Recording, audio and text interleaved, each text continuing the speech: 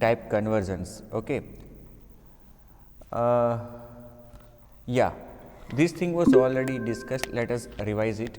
What is type conversion? Conversion means जब हम जो भी ऑपरेशन कर रहे हैं, मतलब कि जो भी एक्सप्रेशन हमने लिखी है उसमें जो डेटा हमने यूज़ किए हैं, ज़्यादातर केस में हम वेरिएबल्स का यूज़ करते हैं, उन सभी का प्रकार समान नहीं है अगर, तो कहीं पे कन्वर्जन की आवश्यकता होगी। अब कुछ कन्वर्जन्स ऐसे होते हैं कि जो कंपाइलर अपने आप कर लेगा, और कुछ कन्वर्जन्स ऐसे भी है कि जो एज ए प्रोग्रामर, बतौर प्रोग्रामर हमें मैन्युअली करना होगा। तो दो तरह के कन्वर्जन्स एग्जिस्ट है। एक जो अपने आप, मतलब कि सिस्टम अपने आप कर लेता है कंपाइलर, उसको हमने कहा था इम्प्लिसिट टाइप कन्वर्जन या ऑटोमेटिक टाइप कन्वर्जन। और दूसरा कन्वर्जन जो है वो हम मैन्युअली करते हैं, उसको कहते हैं टाइप कास्टिंग, या फिर एक्सप्लिसिट टाइप कन्वर्जन भी कहते हैं, और टाइप कास्टिंग। देखो, हम एज ए प्रोग्रामर अपने आप टाइप कन्वर्जन कब करेंगे कि जब कंपाइलर नहीं कर देगा तब।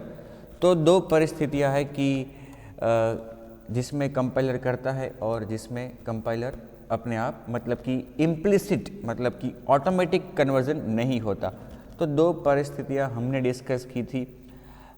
एक था कंपेटिबल टाइप्स और दूसरा था नॉन कंपेटिबल।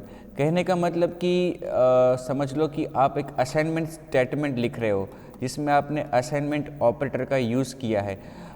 ओके, इस तरह से इसकी एक बाजू में कोई एक वेरिएबल है, दूसरी बाजू में कोई दूसरा वेरिएबल है। अगर ये दोनों वेरिएबल का टाइप सेम है तो फिर कोई दिक्कत ही नहीं है, there is no problem, because same type का है तो राइट साइड में जो है वो लेफ्ट साइड के वेरिएबल को असाइन हो जाएगा, उसकी वैल्यू, राइट साइड के वेरिएबल की वैल्यू। लेकिन अगर ये दोनों अलग अलग प्रकार के हैं तो उन दोनों प्रकार के बीच में कंपेटिबिलिटी है या नहीं है। कंपेटिबिलिटी मतलब क्या कि राइट साइड में जो डेटा है वो जो भी डेटा है, जितना भी उसमें डेटा हो सकता है, क्या वो लेफ़्ट साइड से कंपेटिबल है, क्या लेफ़्ट साइड में जो टाइप है वो राइट साइड का डेटा लेने के लिए सक्षम है। तो देखो, ये जनरली हम एक रोजिंदी लाइफ में भी, मैंने आपको एक एग्जांपल दिया था कि ये सीधी सी बात है कि अगर जगह ज़्यादा हो, अगर कोई बड़ा हो तो वो छोटे को या छोटी चीज़ को ईजीली समावेश कर सकता है। ओके, लेकिन लेने वाला, मतलब कि लेफ्ट साइड में जो है जिसको हम दे रहे, वो चीज़ अगर डेस्टिनेशन से बड़ी हो, मैंने आपको बर्तन का एग्जांपल दिया था, तो बड़ी चीज़ को अगर हम छोटी चीज़ में स्टोर करना चाहेंगे तो वहाँ पे हो सकता है कि डेटा लॉस हो जाए। मैंने आपको वो लिक्विड का और बर्तन का एग्जांपल दिया था, एक छोटा बर्तन और एक बड़ा बर्तन। बड़े बर्तन में हम छोटे बर्तन से प्रवाही अगर डालते हैं तो कोई दिक्कत नहीं है, चाहे वो छोटा बर्तन जो है वो फुल हो या हाफ फिल्ड हो या 20% फिल्ड हो, वॉटएवर, वो बड़े बर्तन में पूरा आ जाएगा। तो कहने का मतलब लेफ्ट साइड में बड़ा बर्तन और राइट साइड में छोटा बर्तन है तो कोई दिक्कत नहीं, तो वो कंपेटिबल है, वो कंपेटिबल है। लेकिन इसका ऑपोजिट अगर हम सोचें, लेफ्ट साइड में छोटा बर्तन और राइट साइड में बड़ा बर्तन, तो अगर राइट साइड के बर्तन में 10% लिक्विड है तो शायद वो लेफ्ट साइड में स्टोर हो जाएगा। लेकिन राइट साइड फुल है, फुल फिल्ड है, तो उसमें जो भी प्रवाही है अगर वो हम लेफ़्ट साइड में स्टोर करेंगे तो वहाँ पे जितनी क्षमता है लेफ़्ट साइड के बर्तन की उतना वो ले पाएगा, बाकी का वेस्ट हो जाएगा। तो उसे नॉन कंपेटिबल या इनकम्पेटिबल कहते हैं। तो कंपेटिबल टाइप्स जब होती है तो कंपाइलर हमें पूछेगा भी नहीं, वो अपने आप ये कन्वर्जन कर देगा। लेकिन जब डेटा इनकम्पेटिबल टाइप्स के होंगे तो कंपाइलर मना करेगा, और अगर उस स्टेटमेंट को हम फिर भी एग्जीक्यूट करवाना चाहते हैं तो वहाँ पे हमें मैन्युअली कन्वर्जन करना होगा। तो कहने का मतलब जब राइट साइड में बड़ा डेटा और लेफ्ट साइड में छोटा डेटा है, तब हमें मैन्युअल कन्वर्जन करना पड़ेगा, जिसको हम टाइप कास्टिंग कहते हैं। जब हम मैन्युअली जावा की सिंटेक्स लिखकर टाइप कन्वर्जन करते हैं तो उसको टाइप कास्टिंग कहा जाता है। और भी दो मैंने व्याख्या उसको दी थी, उपनाम दिए थे, वाइडनिंग कन्वर्जन और नैरोइंग कन्वर्जन। देखो ये छोटी बात है, इसलिए वापस आपको बता रहा हूँ क्योंकि ये कहीं ना कहीं कोई डेफिनेशन पूछी जा सकती है आपसे। जैसे कि हमने ये ऑटोमेटिक कन्वर्जन की बात की, तो ऑटोमेटिक कन्वर्जन में क्या होता है, लेफ्ट साइड में छोटा डेटा, राइट साइड में छोटा डेटा और लेफ्ट साइड में बड़ा डेटा, ओके, वो ऑटोमेटिक हो जाता है। तो उसको वाइडनिंग कन्वर्जन भी कहते हैं, क्योंकि उसमें जो राइट साइड का डेटा है वो प्रमोट होता है लेफ्ट साइड की जो बड़ी है उसमें। फॉर एग्जांपल ये देखो, राइट साइड में इंटीजर है, लेफ्ट साइड में फ्लोट है, तो लेफ्ट साइड में फ्लोट बड़ा है इंटीजर से, टाइप की दृष्टि से, वैल्यू की दृष्टि से मैं बात नहीं कर रहा हूँ। तो यहाँ पे इसके अंदर जो वैल्यू है ये वाली, उसको पहले प्रमोट किया जाएगा इंटीजर से फ्लोट में, तो वो वाइडनिंग कन्वर्जन होगा। और उसी तरह से हम किसी बड़ी टाइप को छोटी टाइप में कन्वर्ट करते हैं तो उसको कहते हैं नैरोइंग कन्वर्जन। ये मैंने आपको सीक्वेंस बताई थी कि इस तरह से है। फिर ये टेबल भी हमने डिस्कस किया था लास्ट सेशन में, और ये मैंने छोटा सा एग्जांपल दिया था कि ये जो बाइट टाइप का डेटा है राइट साइड में जिसको हमने लिखा है वो छोटी टाइप है, लेफ्ट साइड में इंटीजर बड़ी टाइप है, उसको हम ये दे रहे हैं तो कोई दिक्कत नहीं है। कंपाइलर यहाँ पे वाइडनिंग कन्वर्जन अप्लाई कर देगा, या तो जिसको हम कहते हैं ऑटोमेटिक कन्वर्जन वो अप्लाई करेगा। फिर ये देखो, ये एक लॉन्ग वैल्यू, ओके, और वो हम दे रहे हैं इस एज की जो इंटीजर है। तो ये छोटा डेटा, छोटी टाइप हो गई लेफ्ट साइड में, और राइट साइड में बड़ी टाइप हो गई, तो बड़े से छोटा, तो ये तो अपने आप नहीं होगा, वहाँ पे कंपाइलर आपको एरर देगा। फिर भी आप इसको करना चाहते हो इम्प्लीमेंट, तो मैंने जैसा आपको बताया था कि ये सिंटेक्स आपको अप्लाई करनी होगी जिसको हम टाइप कास्टिंग कहते हैं। और वो syntax very similar to C language, जैसे हम सी लैंग्वेज में करते थे उसी तरह की सिंटेक्स यहाँ पे भी है कि डेटा को पहले आप कास्ट करो। कैसे? तो कि ब्रैकेट में लिखना है आपको टाइप, कौन सी टाइप लिखनी है, लेफ्ट साइड में जो टाइप है वो टाइप आपको यहाँ ब्रैकेट के अंदर लिखनी है। इससे क्या होगा, ये असाइनमेंट होने से पहले x कन्वर्ट किया जाएगा इंटीजर में, कास्ट किया जाएगा इंटीजर में, फिर ये स्टोर होगा i के अंदर, ओके। यहाँ पे मैंने आपको एग्जांपल भी दिया था और डेटा लॉस का भी मैंने समझाया था आपको। देखो यहाँ पे अगर a की वैल्यू 131 है और वो वैल्यू हम किसी बाइट वेरिएबल को दे रहे हैं, तो क्या होगा कि देखो बाइट की क्षमता कितनी है, बाइट की क्षमता है -128 से लेकर 127, और अगर हम उसको ये 131 देंगे तो वहाँ पे डेटा लॉस हो जाएगा। और आप देख सकते हो कि वहाँ पे वैल्यू -125 आई, कि जो हमारी ओरिजिनल वैल्यू नहीं है। तो ये हो सकता है। Conversion in arithmetic expression, yes, when in an arithmetic expression two or more types are used, it is known as mixed type expressions। जब भी आपकी कोई अरिथमेटिक एक्सप्रेशन होती है जिसमें डेटा अलग अलग प्रकार का है, जैसे कि a + b + c, for example जहाँ पे a इंटीजर है, b फ्लोट है, c कोई तीसरी टाइप है, ओके, तो इसको हम मिक्स्ड टाइप एक्सप्रेशन कहते हैं, जिसमें डेटा जो यूज हुआ है ऑपरेंड वो अलग अलग प्रकार के होते हैं।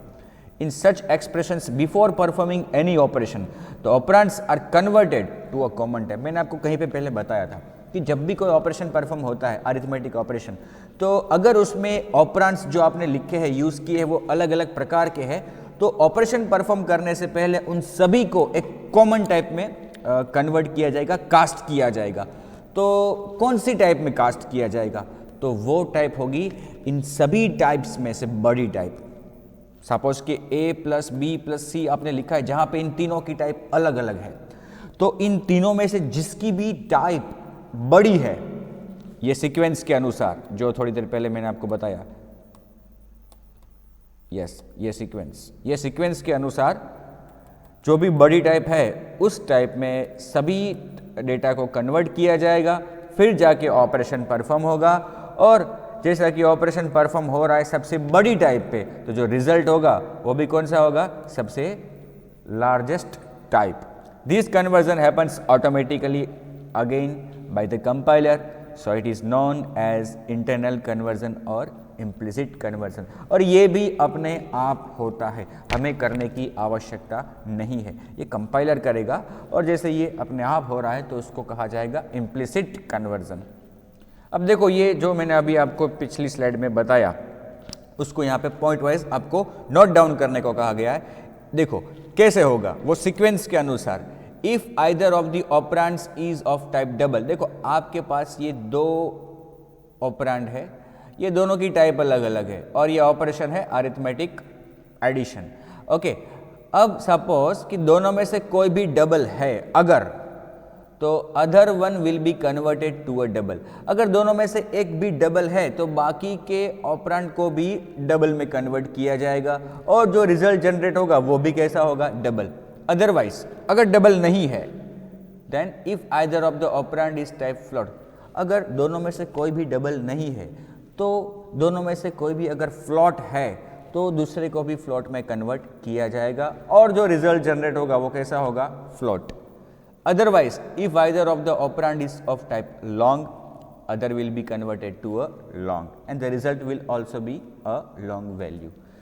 Float भी नहीं है तो दोनों में से कोई भी वेरिएबल क्या लॉन्ग टाइप का है, और अगर लॉन्ग टाइप का है तो दूसरे को भी लॉन्ग में कन्वर्ट किया जाएगा और जो रिजल्ट जनरेट होगा वो भी कैसा होगा, long.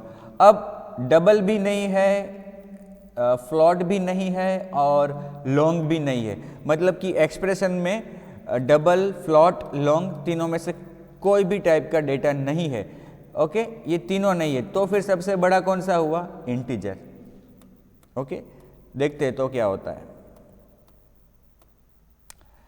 Otherwise both operands will be converted to integer.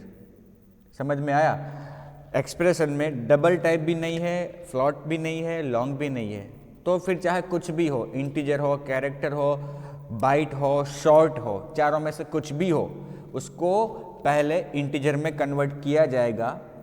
Okay, और फिर ऑपरेशन परफॉर्म होगा और जो रिजल्ट जनरेट होगा वो भी कैसा होगा, इंटीजर। इसका मतलब ये हुआ कि जावा में जो भी ऑपरेशंस परफॉर्म होते हैं वो मिनिमम इंटीजर टाइप पे होते हैं, क्योंकि अगर इंटीजर से छोटी टाइप है बाइट्स या शॉर्ट तो उसको पहले इंटीजर में कन्वर्ट किया जाएगा फिर ऑपरेशन परफॉर्म होगा। इसका मतलब कि इंटीजर से छोटे डेटा पे ऑपरेशन नहीं होगा, मतलब होगा लेकिन उसको प्रमोट किया जाएगा इंटीजर में, फिर परफॉर्म होगा। तो in Java an operation is performed on minimum integer types, that is if an expression contains byte, short and or character, it will be converted to an integer first। मैंने जो बताया आपको कि अगर बाइट, शॉर्ट या character है तो उसको पहले इंटीजर में कन्वर्ट किया जाएगा फिर ऑपरेशन परफॉर्म होगा। अब देखो एक छोटा सा एग्जांपल यहाँ पे, demo of math, public static void main method. यहाँ पे हमने एक बाइट बी लिया जिसको हमने वैल्यू दी है 120 और एक कैरेक्टर सी लिया जिसको हमने वैल्यू दी है 5। अब ये जो 5 है एक्चुअली कैरेक्टर, उसकी ASCII वैल्यू क्या है, 53। अब देखो यहाँ पे हमने एक स्टेटमेंट डिस्प्ले किया, sum equal to B plus C. तो जब हम बी प्लस सी करेंगे तो सी में तो एक्चुअली 5 कैरेक्टर है लेकिन उसकी ASCII वैल्यू 53 है, तो 53 यहाँ पे कंसीडर की जाएगी और उसमें प्लस होगा 120, तो रिजल्ट जो मिलेगा वो कितना होगा, 173। Okay, we can find the ASCII character set. ये पूरा ASCII कैरेक्टर जो भी ASCII कैरेक्टर सेट है पूरा, मतलब कौन से कैरेक्टर की ASCII वैल्यू क्या है, अगर वो आप जानना चाहते हो तो इस लिंक पे जो मैंने लिंक दी है उस पर पूरा लिस्ट अवेलेबल है। अब देखो एक आपकी टेक्स्ट बुक का छोटा सा एग्जांपल, जब टाइप कास्टिंग की बात हुई है तो वो हम देख लेते हैं। यहाँ पे एक क्लास बनाया है यूज कास्ट और उसके अंदर मेन मेथड, और मेन मेथड के अंदर एक इंटीजर वेरिएबल आई डिक्लेयर किया गया है, डिक्लेयर। फिर एक फॉर लूप चलाई गई है, for i equal to 0, i less than 5, i plus plus. तो 0 से लेकर 4 तक ये लूप एग्जीक्यूट होगी। ओके, क्योंकि स्टार्टिंग 0 से हो रहा है और लेस देन 5 तक हम उसको एग्जीक्यूट करवा रहे हैं। हर बार लूप के अंदर हर बार हमने प्रिंट करवाया i, पहली मर्तबा i 0 होगा। ओके, 0, फिर हमने उसमें कॉन्केट किया /3, फिर कॉलन किया और फिर वापस कॉन्केट किया i divide by 3, 0 divide by 3। अब ये इंटीजर, ये भी इंटीजर, ये भी इंटीजर, ये भी इंटीजर, तो यहाँ पे जो रिजल्ट जनरेट होगा 0 डिवाइड बाई 3, तो वो कितना होगा 0। तो आउटपुट में क्या आएगा 0 डिवाइड बाई 3 कॉलन 0, सी यहाँ पे। नेक्स्ट स्टेटमेंट में वापस डिस्प्ले हो रहा है i 0, कॉन्केट हो रहा है /3 विथ फ्रैक्शंस, ऐसा लिखा हुआ आएगा विथ फ्रैक्शंस, फिर कॉलन, फिर उसमें हमने अब देखने जैसी चीज़ ये है दोस्तों, कॉन्केट करवाया, ऊपर जो ऑपरेशन था वही कॉन्केट करवाया 0 डिवाइड बाई 3, लेकिन उस ऑपरेशन को हमने कास्ट किया है डबल में। नो डाउट ये दोनों इंटीजर है। ओके, और जो हमें रिजल्ट मिलता है वो भी क्या मिलता है, इंटीजर, लेकिन यहाँ पे कोई हमने ब्रैकेट तो नहीं किया है। ओके, पैरेंथेसिस यूज नहीं किए हैं, तो ये वैल्यू पहले कन्वर्ट की जाएगी i जो वैल्यू है वो पहले डबल में कन्वर्ट की जाएगी, तो वो i जो 0 है वो 0.00 ऐसा हो जाएगा, फिर डिवाइड बाई 3। तो ये एक ऐसा ऑपरेशन हुआ मिक्स टाइप ऑपरेशन, जिसमें दोनों ऑपरेंड अलग अलग प्रकार के हैं, एक डबल है और एक इंटीजर है।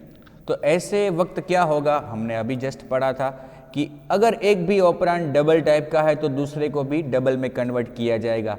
तो यहाँ पे हमारा i मतलब कि ये 0.00 डबल हो गया है, तो इसको भी डबल में कन्वर्ट किया जाएगा और जो रिजल्ट जनरेट होगा वो भी कैसा होगा, double. No doubt it will be 0 only, 0.0।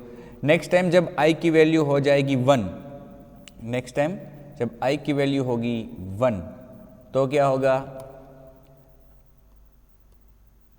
तो यहाँ पे जब ये लाइन एग्जीक्यूट होगी 1 डिवाइड बाई 3 कॉलन, फिर कॉन्केट किया 1 डिवाइड बाई 3, तो 1 डिवाइड बाई 3 मतलब इंटीजर दोनों, 1 डिवाइड बाई 3, उसका रिजल्ट होगा फ्रैक्शन में 0 पॉइंट समथिंग, लेकिन जैसे कि ये दोनों ही ऑपरेंड्स इंटीजर है तो रिजल्ट भी कैसा होगा, इंटीजर। लेकिन नेक्स्ट लाइन में जहाँ पे हम 1 डिवाइड बाई 3 लिख रहे हैं विथ फ्रैक्शंस, वहाँ पे हम i की जो 1 है उसको डबल में कन्वर्ट करेंगे तो इस तरह से होगा डिवाइड बाई 3, तो इसको भी डबल में कन्वर्ट किया जाएगा क्योंकि दोनों में से एक ऑपरेंड डबल टाइप का है, हमने रूल के मुताबिक अभी देखा।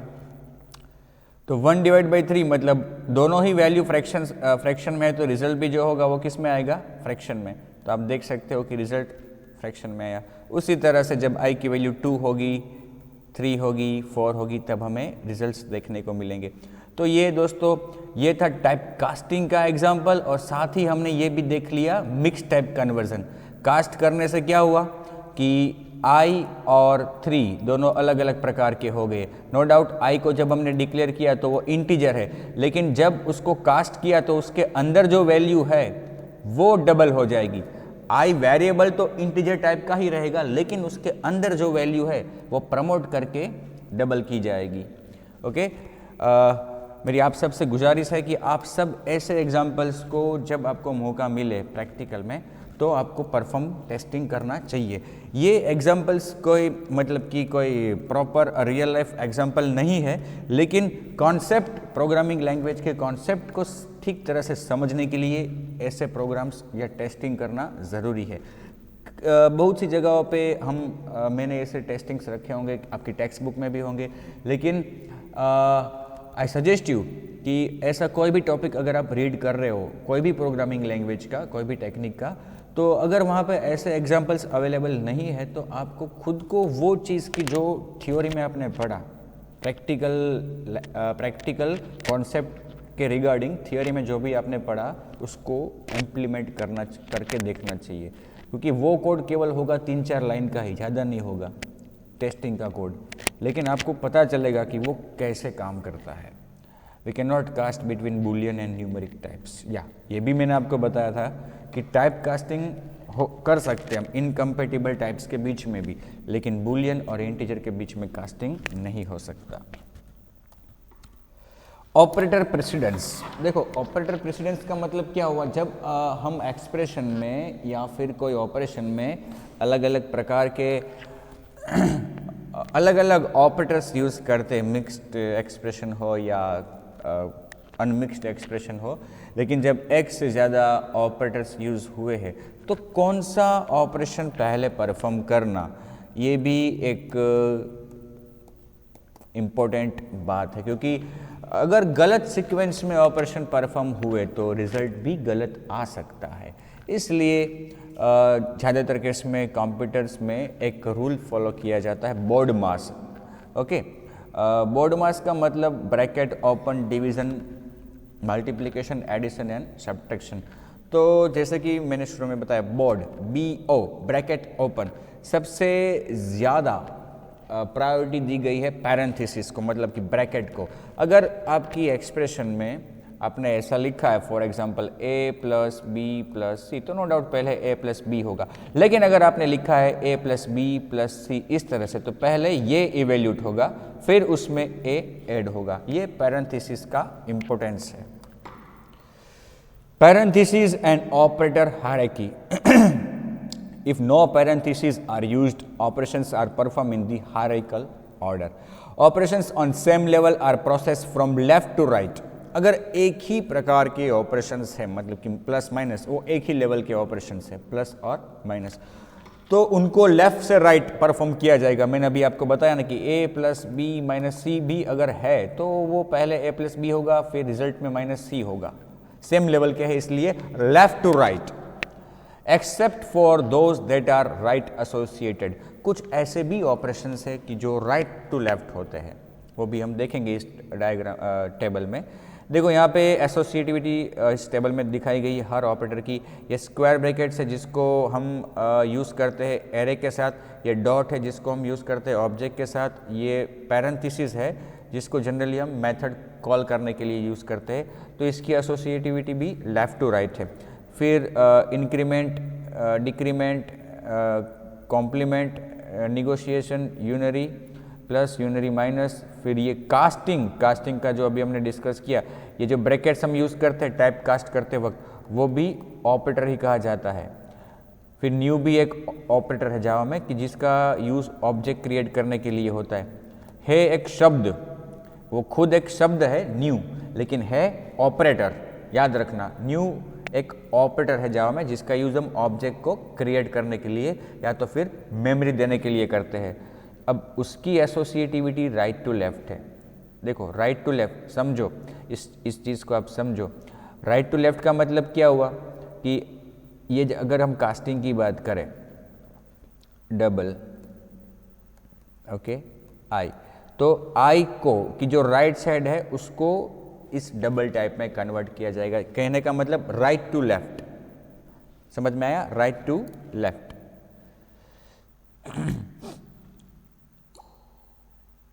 फिर मल्टीप्लिकेशन, डिवीजन, मॉड्यूलस सभी left to right, plus minus left to right, shift operators again left to right, relational operators, और एक इंस्टेंस ऑफ करके भी एक ऑपरेटर है जावा में कि जो यूज़ होता है किसी भी ऑब्जेक्ट को अगर हम चेक करना चाहते हैं कि क्या पर्टिकुलर ऑब्जेक्ट पर्टिकुलर क्लास को बिलोंग करता है या नहीं, उस वक्त हम इंस्टेंस ऑफ का यूज़ कर सकते हैं। वो आगे हमें इनहेरिटेंस के वक्त आएगा, ओके, एब्स्ट्रैक्ट क्लास और इनहेरिटेंस के वक्त। उसकी एसोसिएटिविटी भी लेफ़्ट टू राइट है, ओके। बाकी सब आप देखो तो वो सब लेफ़्ट टू राइट ही है, और केवल ये जो कंडीशनल स्टेटमेंट्स है वो राइट टू लेफ्ट है, क्योंकि वो राइट साइड में जो होता है उसका ट्रू फॉल्स पार्ट वहाँ से वो पहले इवैल्यूएट करता है। और ये increment, sorry, short hand operators, okay, जिसको कंपाउंड भी हमने कहा था, कंपाउंड असाइनमेंट ऑपरेटर, उसकी एसोसिएटिविटी भी राइट टू लेफ्ट है। तो ये सभी ऑपरेटर्स की एसोसिएटिविटी इस तरह से है, लेफ्ट टू राइट। केवल तीन ऐसे प्रकार के ऑपरेटर्स है जिसकी एसोसिएटिविटी राइट टू लेफ्ट है, जिसका ऑपरेंड जो होता है वो राइट साइड से ऑपरेट होता है। मतलब a प्लस बी जो हम कहते हैं तो वो एक्चुअली a प्लस बी हम करते हैं, लेकिन क्योंकि ये लेफ्ट साइड है, अगर राइट साइड है तो b प्लस ए, इस तरह से हम कहेंगे उसको।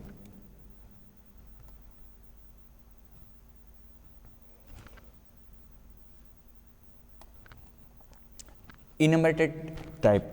अब देखो जावा में एक शायद सी लैंग्वेज में आपने कहीं पे पढ़ा होगा, शायद आपको याद भी होगा कि जैसे डेटा टाइप्स होती है इंटीजर, फ्लोट, कैरेक्टर, उसी तरह से एक दूसरी भी चीज़ है जिसको हम इनम कहते हैं। सी लैंग्वेज में आपने स्ट्रक्चर ऐसा पढ़ा होगा, यूनियन, तब इनम भी आपने पढ़ा होगा। इनम एक खास प्रकार की टाइप है, एक खास प्रकार का डेटा है जो हम पर्टिकुलर सिचुएशंस में यूज़ कर सकते हैं। कैसी सिचुएशंस की, समझ लो कि मैंने ये एक वेरिएबल डिक्लेयर किया x, तो x की वैल्यू क्या हो सकती है, ये इंटीजर टाइप का है तो इंटीजर की जो भी रेंज है, समझ लो कि अगर इंटीजर की रेंज हम दो मिनट के लिए मान ले कि ऐसी कोई रेंज है इंटीजर की, तो इस x वैल्यू के x वेरिएबल के अंदर हम इन दो वैल्यू के बीच की कोई भी वैल्यू, इन दोनों का समावेश करते हुए कोई भी वैल्यू असाइन कर सकते हैं। तो बहुत सारी वैल्यूज़ है कि जो हम इस x को असाइन कर सकते हैं। लेकिन सपोज कि मुझे ऐसा एक वेरिएबल बनाना है, मुझे एक ऐसे वेरिएबल की आवश्यकता है कि जिसकी वैल्यू 0, 1 या 2 इन तीनों में से एक ही होनी चाहिए, या फिर 4, 7, 9 इन तीनों में से एक होनी चाहिए, या फिर 0, 1 इन दोनों में से एक होनी चाहिए। तो जब मुझे ऐसा कोई वेरिएबल बनाना हो कि जिसकी value should be, must be from a predefined set of values. Okay, if we want to declare or use a variable whose value must be from a set of predefined values, at that time we can define that type as an enum type. Sometimes we want a variable to store a restricted set of values. In such case, we can define enumerated types in which a variable of enum type can hold only one of the predefined enum value. For example, देखो ये एक enum define किया, enum size, नाम क्या दिया उसको, size, और देखो उसकी जो वैल्यूज है वो यहाँ पे डिफाइन कर ली, स्मॉल, मीडियम, लार्ज और extra large. Now we can declare a variable of enum size. अब देखो यहाँ पे हमने enum जो डिक्लेयर किया वो डिफाइन किया, वो क्या नाम क्या दिया उसको, enum size। अब जब हमें इसका यूज़ करना है तो हमें एक वेरिएबल बनाना होगा enum size टाइप का, और उसको जब हम वैल्यू देंगे तो वो वैल्यू इन चारों में से कोई एक ही हो सकती है। देखो इस तरह से, साइज, enum का नाम क्या है, साइज, तो साइज टाइप का एक वेरिएबल यहाँ पे डिक्लेयर किया s, उसको वैल्यू हम क्या दे सकते हैं, साइज डॉट मीडियम। ये साइज उसका नाम है enum का, उसकी वैल्यू मीडियम। इन चारों के अलावा अगर किसी और भी टाइप की वैल्यू इसको असाइन की, मतलब कोई और वैल्यू इसको असाइन की, तो कंपाइलर एरर देगा। तो यहाँ पे क्या हुआ कि आपको ऐसा वेरिएबल चाहिए कि जिसकी value particular set of values में से ही कोई एक होनी चाहिए, तब आप enum का यूज़ कर सकते हैं।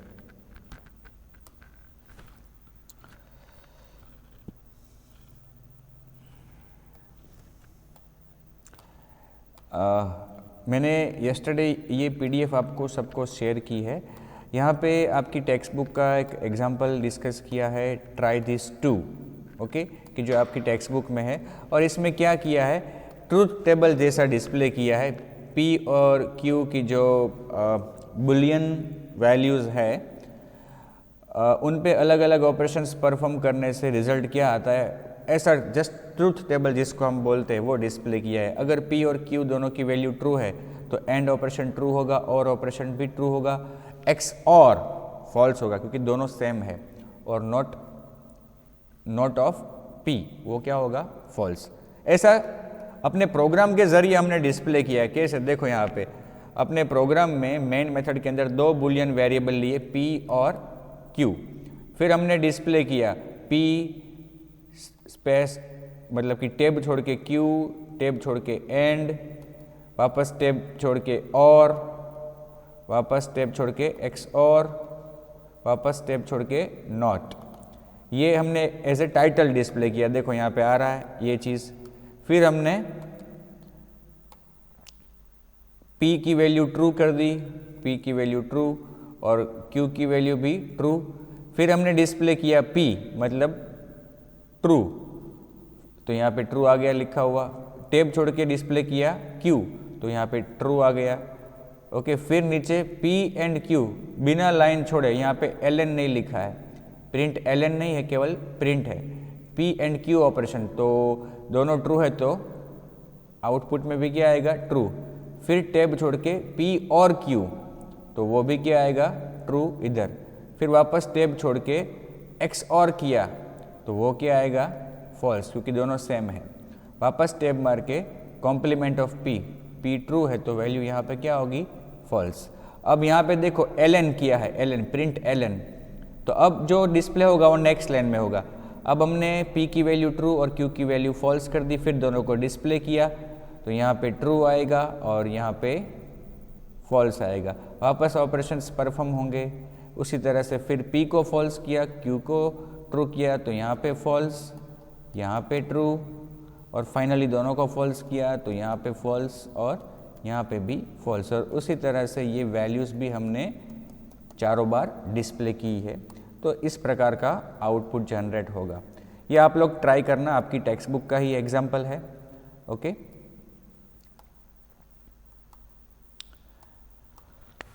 सो फ्रेंड्स, यहाँ पे हैज़ एनीबडी एनी डाउट, किसी को कोई डाउट है?